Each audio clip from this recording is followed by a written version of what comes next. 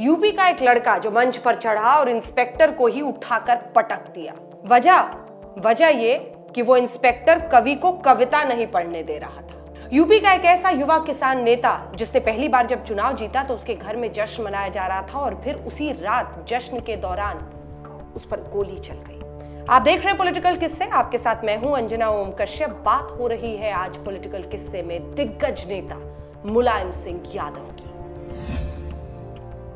दिल्ली से जब कभी आप कलकत्ता की तरफ जाते हैं तो रास्ते में एक शहर पड़ता है, एक कस्बा, जिसकी सड़कों पर हमेशा चहल पहल रहती है और इसी वजह से आपको एक्सीलरेटर पर कम और ब्रेक पर ज्यादा पैर रखना होता है। शहर का नाम है जसवंत नगर, इटावा के करीब का शहर। इसी जसवंत नगर से 1967 में पहली बार डॉक्टर राम मनोहर लोहिया की संयुक्त सोशलिस्ट पार्टी के टिकट पर चुनाव लड़कर मुलायम सिंह यादव माननीय विधायक बने थे।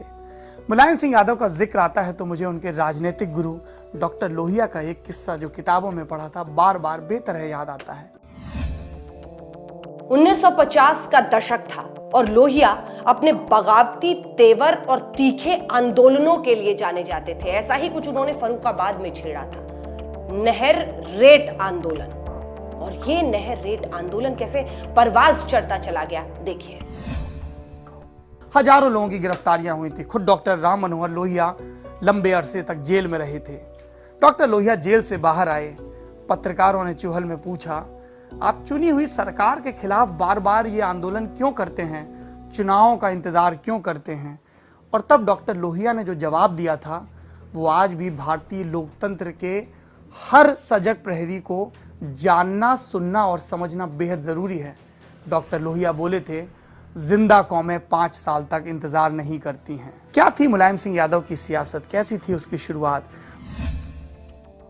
1968 में लोहिया जी का देहांत हो गया और दिल्ली में जिस अस्पताल में उनका देहांत हुआ उसका नाम ही उसके बाद राम मनोहर लोहिया अस्पताल हो गया। 68 में जब लोहिया का देहांत हुआ तो मुलायम सिंह यादव यूपी के, वेस्टर्न यूपी के एक बड़े उभरते किसान नेता चौधरी चरण सिंह की पार्टी भारतीय क्रांति दल यानी कि बीकेडी में चले गए। 1974 में मुलायम सिंह यादव बीकेडी के टिकट पर दोबारा विधायक बने। इसी साल बीकेडी और संयुक्त सोशलिस्ट पार्टी का विलय हो गया और नई पार्टी बनी जिसका नाम भारतीय लोकदल रखा गया। इमरजेंसी का दौर आया, तमाम गैर कांग्रेसी नेताओं को जेल में ठूस दिया गया। मुलायम भी जेल गए। इस दौरान तमाम पार्टी, तमाम धाराओं के नेताओं से उनकी मुलाकात हुई।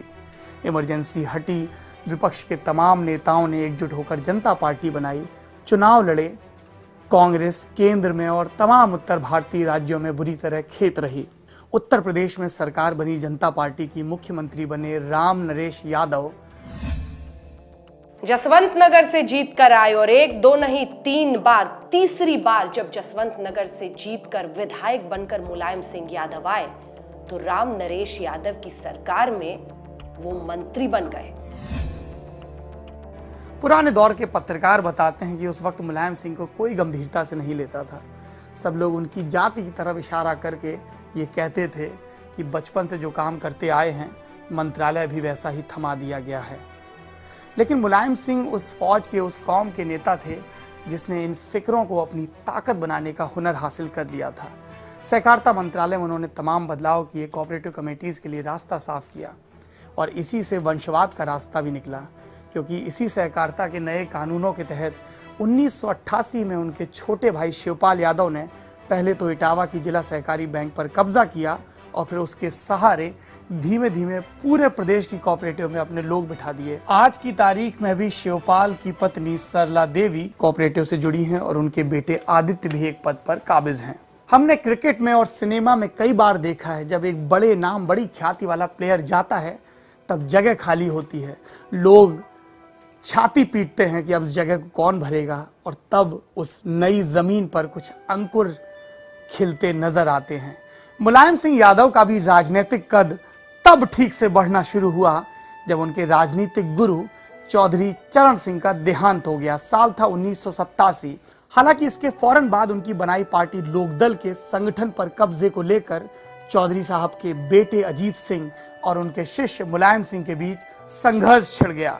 अजीत सिंह जो उस वक्त राज्यसभा के सांसद थे, उन्होंने लोकदल के बहुमत में विधायकों को इकट्ठा किया और उन्हें इस बात के लिए राजी किया कि वो नेता प्रतिपक्ष के सीट से मुलायम सिंह यादव को बेदखल करें। मुलायम सिंह यादव को अजीत सिंह के इरादों की भनक लग गई। उन्होंने पार्टी के कार्यालय में और तमाम मीटिंग की जगहों पर ताले डलवा दिए और अपने लठैत तैनात कर दिए। इसके बावजूद किसी तरह से अजीत सिंह अपने मंसूबे पूरे करने में कामयाब रहे। कुछ विधायकों को प्रलोभन देकर और कुछ को पिता के प्रति पुरानी वफादारी का हवाला देकर एक कागज पर दस्तखत करने के लिए कहा गया। कागज गवर्नर को सौंपा गया, विधानसभा के अध्यक्ष को सौंपा गया और इसके बाद लोकदल के नए बने दल ने, जिसको लोकदल आ या लोकदल अजीत कहा गया, एक नया नेता चुन लिया। दूसरे धड़े को लोकदल बा कहा गया क्योंकि उसके अध्यक्ष हेमवती नंदन बहुगुणा थे, मगर बहुगुणा नाम भर के अध्यक्ष थे। असल में सारी सियासी चालें मुलायम सिंह यादव चल रहे थे। मुलायम सिंह जो 2-3 बरस से नेता प्रतिपक्ष थे, अचानक बेहद कमजोर पड़ गए थे, लेकिन ये कमजोरी सिर्फ संख्या के बल पर थी। विधानसभा के सत्र में अभी भी मुलायम सिंह यादव सबसे ज्यादा गरजते थे और हर तरह से पहले वीर बहादुर सिंह और फिर एनडी तिवारी की सरकार को घेरने की कोशिश किया करते थे। फिर विश्वनाथ प्रताप सिंह ने कांग्रेस छोड़ दी, जन मोर्चा बनाया और पूरे देश में बोफोर्स घोटाले और तमाम घोटालों की बात होने लगी। कांग्रेस विरोधी माहौल तैयार होने लगा। इसी दौर में एक मेटाडोर पर सवार होकर मुलायम सिंह यादव यूपी के गांव देहातों की धूल फांकने निकले या कि अपने चुनावी किले की बंदोबस्ती का जायजा लेने के लिए निकले। वक्त आया 1989 का, दिसंबर का महीना। देश में लोकसभा के चुनाव हुए, साथ में विधानसभा के चुनाव हुए। लोकसभा के चुनाव में जनता दल राष्ट्रीय मोर्चा बनाकर उभरा। उसको वाम मोर्चे ने सपोर्ट दिया, बीजेपी ने सपोर्ट दिया। कांग्रेस अभी भी सबसे बड़ी पार्टी थी, लेकिन सरकार बनाने की उसकी हैसियत नहीं थी। तो राजीव गांधी ने राष्ट्रपति को सूचित किया कि हम विपक्ष में रहेंगे। उधर उत्तर प्रदेश में क्या हो रहा था, 421 सीटों पर चुनाव हुए और जनता दल 208 सीटों पर चुनाव जीता। अब बारी आई मुख्यमंत्री के पद पर दावेदारी की। 3 दावेदार थे, मुलायम सिंह यादव, चौधरी अजीत सिंह और एक तीसरा नाम था अमेठी रियासत के राजकुमार संजय सिंह का। मुलायम सिंह यादव के साथ ज्यादातर विधायक थे। लोक दल के समय से वो अपनी फील्डिंग सेट करने में लगे हुए थे। अजीत सिंह को विश्वनाथ प्रताप सिंह का भरोसा था। राजा मांडा को अजीत सिंह ने सपोर्ट किया था जन मोर्चा के दिनों से, और जब जनता दल में विश्वनाथ प्रताप सिंह, देवीलाल और बलिया के चंद्रशेखर के बीच प्रधानमंत्री की कुर्सी को लेकर रस्साकशी चल रही थी, तब भी अजीत सिंह पूरी मुस्तैदी और मजबूती से वेस्टर्न यूपी के अपने आधार के साथ वीपी सिंह के पीछे खड़े रहे। 2 दिसंबर 1989 को जब जनता दल की संसदीय पार्टी की मीटिंग हुई, तब वीपी सिंह के नाम का प्रस्ताव भी अजीत सिंह ने रखा था। उसी दिन शाम को लखनऊ में भी एक मीटिंग होनी थी, जनता दल के विधायक दल की मीटिंग। दिल्ली से 3 नेताओं को भेजा गया था पर्यवेक्षक बनाकर। मुफ्ती मोहम्मद सईद, जो 3 दिन के बाद वीपी सिंह की सरकार के गृह मंत्री बनने वाले थे, और उसके 3-4 महीने के बाद उनकी बेटी डॉक्टर रूबिया सईद का अपहरण होने वाला था, और उस बेटी को छोड़ने के एवज में सरकार को जम्मू कश्मीर लिबरेशन फ्रंट के कई आतंकवादियों को छोड़ना पड़ा था। आज भी कभी जब आप कश्मीर के आंदोलन के दौरान दाढ़ी वाले लेकिन मुचके से मुंह वाले एक नेता को, जो कि पूर्व आतंकवादी था, यासीन मलिक को देखते हैं, तो मुझे रूबिया सईद के अपहरण का किस्सा नजर आता है, जो कि कई बार फिल्मों में भी दिखाया गया। बहरहाल दूसरे नेता थे खाटी समाजवादी, शब्द के सही अर्थों में समाजवादी, मधु दंडवते। ये मधु दंडवते ही थे जिन्होंने 1977 और 78 के दौर में भारतीय जनसंघ से जनता पार्टी में आए नेताओं की दोहरी सदस्यता पर सवाल उठाए थे। ये नेता एक तरफ तो जनता पार्टी के साथ थे, दूसरी तरफ राष्ट्रीय स्वयंसेवक संघ से भी अपना नाता नहीं तोड़ रहे थे। मैं अटल बिहारी वाजपेयी और आडवाणी की बात कर रहा हूँ। मधु दंडवते के विरोध के बाद जनता पार्टी में नए सिरे से अलगाव शुरू हुआ था। तीसरे नेता थे गुजरात के चिमन भाई पटेल। इनको गुजरात में जब छात्र आंदोलन शुरू हुआ तो चिमन चोर भी कहा जाता था, भ्रष्टाचार के कई आरोप लगे थे। चिमन भाई पटेल इस देश के उन चुनिंदा नेताओं में भी थे जो रातों रात पूरी कैबिनेट, पूरे विधायक दल के समेत पार्टी बदल लिया करते थे। ये हुनर हरियाणा के भजन लाल को भी था। खैर, तीनों नेता लखनऊ पहुंचे, विधायक दल की मीटिंग हुई अजीत सिंह भरोसे में थे, उनके सपोर्टर जिंदाबाद के नारे लगा रहे थे। और जब चुनाव के नतीजों का ऐलान हुआ तो मुलायम सिंह मुस्कुराते हुए बाहर निकले। अजीत सिंह के समर्थक नाराज हो गए। उन्होंने दरवाजा पीटना शुरू कर दिया और अपने नेता पे यह दबाव डालने लगे कि उन्हें किसी भी कीमत पर वीपी सिंह की कैबिनेट में शामिल नहीं होना चाहिए। मगर अजीत सिंह को मालूम था कि इस वक्त सत्ता का मलाई से भरा हुआ घड़ा फूटा है। छीके से हिस्से में जितनी भी मलाई आए चाट लेनी चाहिए, आगे के वक्त काम आएगी। वो दिल्ली वापस लौटे और वीपी सिंह की सरकार में कैबिनेट मंत्री बने। हालांकि दिल्ली में रहकर भी उन्होंने मुलायम सिंह की सियासत के खिलाफ चरस बोना बंद नहीं किया। मुलायम सिंह यादव का अगला किस्सा, कैसे उन्होंने अपने भाई के बाद दूसरे भाई के बाद चचेरे भाई, कैसे भाइयों के साथ और अपने गुरु के ही साथ दांव खेल दिया मुलायम सिंह यादव ने। साल था 1992 का। उससे पहले 1990 के दौर में जनता दल में टूट हो चुकी थी। चंद्रशेखर के नेतृत्व में एक धड़ा अलग हो चुका था। एक नई पार्टी बनी थी जिसका नाम सजपा यानी कि समाजवादी जनता पार्टी रखा गया था। जनता पार्टी इसलिए भी रखा गया था क्योंकि चंद्रशेखर लंबे वक्त तक, जब जनता पार्टी आकार में बहुत छोटी रह गई थी, तब भी इसके अध्यक्ष बने रहे थे और इसीलिए उनका तखल्लुस हमेशा अध्यक्ष जी रहा। तो समाजवादी जनता पार्टी बनी, मुलायम सिंह उनके साथ रहे। केंद्र में कांग्रेस के सपोर्ट से चंद्रशेखर प्रधानमंत्री बने और यूपी में कांग्रेस के सपोर्ट से मुलायम सिंह यादव मुख्यमंत्री बने रहे। लेकिन 1991 में फिर चुनाव हुए। चुनाव में राम लहर पर सवार होकर बीजेपी यूपी की सत्ता में आई, कल्याण सिंह मुख्यमंत्री बने। इसके बाद चंद्रशेखर और मुलायम सिंह यादव के बीच टकराव बढ़ने लगा। 24 विधायक थे यूपी की विधानसभा में सजपा के परचम तले और इस संख्या के आधार पर वो राज्यसभा के चुनाव में एक कैंडिडेट को चुनकर भेज सकते थे। चंद्रशेखर चाहते थे कि मोहन सिंह का नाम प्रस्तावित किया जाए, मगर मुलायम सिंह यादव ने ऐन वक्त पर अपने भाई कॉलेज में मास्टर राम गोपाल यादव का पर्चा भरवा दिया। मुलायम सिंह की राजनीतिक मैनेजमेंट की आप दाद दे सकते हैं कि अपने गुरु चंद्रशेखर के विरोध के बावजूद वो अपने भाई को जिताने में कामयाब हो गए और इसके बाद ये तय हो गया कि अब चंद्रशेखर और मुलायम सिंह के रास्ते एक नहीं हो सकते। अक्टूबर-नवंबर 1992 का वक्त, जब मुलायम सिंह यादव ने एक नई पार्टी का लखनऊ में ऐलान किया। पार्टी का नाम रखा समाजवादी पार्टी।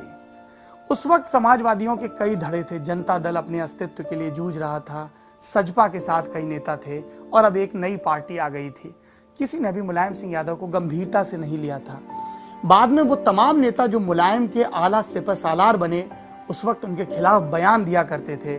फिर वो चाहे इलाहाबाद के रेवती रमन सिंह हो या बहराइच और बाराबंकी के इलाके से आने वाले बेनी प्रसाद वर्मा या फिर दूसरे नेता।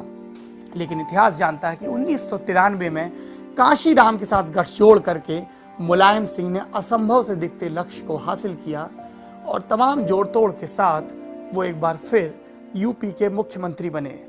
मगर जिस तरह के धोखे मुलायम सिंह ने अपने गुरुओं को दिए थे, जिस तरीके दांव पेच के जरिए वो लखनऊ पर काबिज हुए थे, एक वैसा ही धोखा उनके साथ भी हुआ और इस बार उन्हें चित्त करने वाला कोई नेता नहीं, एक आईएएस अफसर था। मैं बात कर रहा हूं हरियाणा से ताल्लुक रखने वाले लेकिन यूपी काडर के आईएएस अधिकारी पीएल पुनिया की, जो बाद में ब्यूरोक्रेसी छोड़कर कांग्रेसी हो गए, सांसद रहे और लंबे वक्त तक एससी कमीशन के अध्यक्ष भी रहे। पीएल पुनिया को मुलायम सिंह यादव इस रणनीति के तहत मुख्यमंत्री सचिवालय में लेकर आए थे कि वो जाति से दलित हैं। उनकी पार्टी को सबसे बड़ा सपोर्ट बहुजन समाज पार्टी का है, जो दलितों की पार्टी है मुख्यतः, और पीएल पुनिया मुलायम सिंह यादव और काशीराम के बीच पुल का काम करेंगे। मुलायम सिंह बहुत भरोसा करते थे पीएल पुनिया पर और बसपा की भी जो नंबर 2 थी मायावती, जो उस समय बसपा की राष्ट्रीय महासचिव और राज्यसभा की सांसद थी, वो अपनी मांगों की फेहरिस्त पीएल पुनिया को ही सौंपा करती थी। मगर मुलायम सिंह को ये पता था कि ये राजनीतिक गठजोड़ लंबे वक्त तक नहीं चलेगा और इसलिए उन्होंने अपने दम सरकार बनाने की तैयारियां शुरू कर दी और इसके लिए ज़रूरी था कि 67 सदस्यों वाली बसपा में तोड़फोड़ हो और इसके लिए उन्होंने बसपा के प्रदेश अध्यक्ष राज बहादुर को तैयार भी कर लिया था। उधर पीएल पुनिया से उन्हें लगातार ये खबरें मिल रही थी कि फिलहाल बसपा रेस्ट के मोड में है क्योंकि उसके आला कमान यानी काशीराम बीमार हैं और गुड़गांव के अस्पताल में भर्ती हैं। लेकिन ऐन मौके पर तख्ता पलट हो गया। बीजेपी ने कांशीराम को सपोर्ट का लेटर सौंप दिया और मुलायम सिंह खिसियानी बिल्ली खंबा नोचे की कहावत को अमली जामा पहनाते नजर आए। 2 जून 1995 को यूपी में कुख्यात गेस्ट हाउस कांड हुआ। सपा से जुड़े गुंडों ने बसपा के विधायकों का अपहरण करने की कोशिश की, नाकाम रहे। बीजेपी के ब्रह्मदत्त द्विवेदी सरीखे नेताओं ने दखल दिया और फिर बाद में गवर्नर मोतीलाल वोरा ने पुलिस के अधिकारियों को सख्त निर्देश दिए और उसके बाद मायावती सत्ता में आई। मुलायम सिंह के इधर के ज़्यादातर किस्से आपको पता हैं। अब मैं आपको मुलायम सिंह के आखिरी 2 किस्से रिवाइज करवाना चाहूँगा, या जो कि सियासत के लिहाज से नए हैं उन्हें बताना चाहूँगा। पहला किस्सा 1996 के दौर का है, जब लोकसभा के चुनाव हुए। सबसे बड़ी पार्टी बनी बीजेपी और अटल बिहारी वाजपेयी ने शपथ ली। 13 दिन सरकार चली, समर्थन के लिए ज़्यादा दल आगे नहीं आए और सरकार गिर गई। इसके बाद संयुक्त मोर्चा की सरकार बनी, जिसमें सबसे ज़्यादा नंबर था जनता दल के सांसदों का। सबसे पहले विश्वनाथ प्रताप सिंह से कहा गया कि आप प्रधानमंत्री बनिए, लेकिन मंडल की राजनीति के मसीहा ने अपने खराब सेहत का हवाला देते हुए इनकार कर दिया। जनता दल के लिए नए नेता की खोज शुरू हुई। लालू यादव सबसे बड़े दावेदार थे, लेकिन लालू यादव के नाम पर दूसरे दलों के नेता तैयार नहीं हो रहे थे और तब कर्नाटक के मुख्यमंत्री एच.डी. देवेगौड़ा को प्रधानमंत्री बनाकर दिल्ली लाया गया। मगर 1-1.5 बरस में ही ये सरकार गिर गई। कांग्रेस की कमान अब पीवी नरसिम्हा राव के हाथ से निकलकर बिहार के चचा सीताराम केसरी के हाथों में आ चुकी थी। केसरी ने खुद प्रधानमंत्री बनने के मंसूबे पाल लिए थे और इन्होंने एड़ी लगाकर देवेगौड़ा की सरकार गिरा दी। मगर संयुक्त मोर्चा ने, लेफ्ट के दलों ने यह साफ कर दिया कि वो किसी भी कीमत पर कांग्रेस की सरकार को सपोर्ट नहीं करेंगे। तब केसरी को मजबूरी में संयुक्त मोर्चा की एक नए मुखिया वाली सरकार का सपोर्ट करने के लिए राजी होना पड़ा। एक बार फिर से लुटियंस दिल्ली में राजनीतिक रस्साकशी तेज हो गई। 17 सांसदों वाली समाजवादी पार्टी के मुखिया मुलायम सिंह यादव को, जो देवेगौड़ा की सरकार में रक्षा मंत्री थे, लगा कि यह सुनहरा मौका है प्रधानमंत्री बनने का। वो भागे भागे लेफ्ट पार्टियों के पितामह, उनके core commander comrade Harkishan Singh Surjeet के पास पहुंचे। हरकिशन सुरजीत मुलायम सिंह के प्रति बहुत ही मुलायम रुख रखते थे। उन्हें लगता था कि समाजवादी धारा का ये एक ऐसा नेता है जो अल्पसंख्यकों की रक्षा के लिए और उग्र हिंदूवाद से टकराने के लिए कोई भी राजनीतिक कीमत चुकाने को तैयार है, जिसकी एक बानगी मुलायम सिंह यादव ने अपने पहले मुख्यमंत्रित्व काल में दी थी, जब उन्होंने अयोध्या में उग्र हो रहे कार सेवकों पर गोली चलवाई थी, जिसमें कई कार सेवक मारे गए थे। हरकिशन सिंह सुरजीत लगभग ये मन बना चुके थे, लालू प्रसाद यादव के विरोध के बावजूद, कि संयुक्त मोर्चे का अगला नेता मुलायम सिंह यादव होगा। तभी उनके दरवाजे पर दस्तक हुई। उनके एक पुराने मित्र, पुराने साथी उनसे मिलने आए थे। दिल्ली में अपनी प्रतिबद्धता के लिए जाने जाने वाले पत्रकार कुलदीप नैयर थे। कुलदीप नैयर ने बिना किसी भूमिका के हरकिशन सिंह सुरजीत से कहा, आप एक ऐसे शख्स को प्रधानमंत्री बनाना चाहते हैं जो अपने राजनीतिक विरोधियों को ठिकाने लगाने के लिए बदनाम है। हरकिशन सिंह सुरजीत अवाक रह गए और फिर उन्हें कुलदीप नैयर ने मुलायम सिंह यादव के राजनीतिक तौर तरीकों के बारे में विस्तार से बताया। कॉमरेड पीछे हट गए। मुलायम सिंह यादव को एक बार फिर काबीना मंत्री के पद से संतोष करना पड़ा।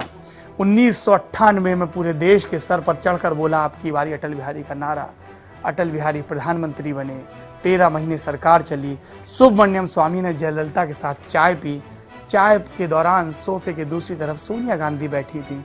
जयललिता ने सपोर्ट वापस लिया। बसपा की मायावती ने आखिरी वक्त पे दांव चला और अटल बिहारी की सरकार एक वोट से गिर गई। यहाँ पर सोनिया गांधी को अपनी जिंदगी के पहले कड़वे राजनीतिक अनुभव से दो चार होना पड़ा।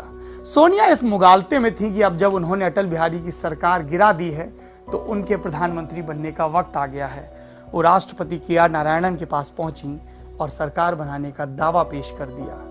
मगर मुलायम सिंह यादव, जो अटल की सरकार गिराने के दौरान तो बाकी विपक्ष के साथ थे, पहलवान ने दांव कर दिया। सोनिया गांधी के पीएम बनने में उनका साथी होने से इनकार कर दिया। सोनिया मनमसोस के रह गईं। लोकसभा भंग हो गई। दोबारा चुनाव हुए। उस दौरान जब लोकसभा भंग चल रही थी और अटल बिहारी वाजपेयी कार्यवाहक प्रधानमंत्री थे, करगिल में घुसपैठ हुई, ऑपरेशन विजय हुआ और युद्ध में जीता नेता किसी से नहीं हारता।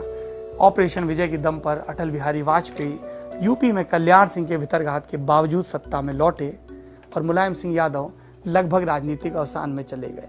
उन्होंने एक बार फिर 2003 में वापसी की। इस बार अटल बिहारी वाजपेयी ने उनके राजनीतिक एहसान को चुकाया और अपने ही समर्थन से चल रही मायावती की सरकार को गिर जाने दिया और फिर मुलायम सिंह यादव को जोड़ तोड़ के भरपूर मौके दिए।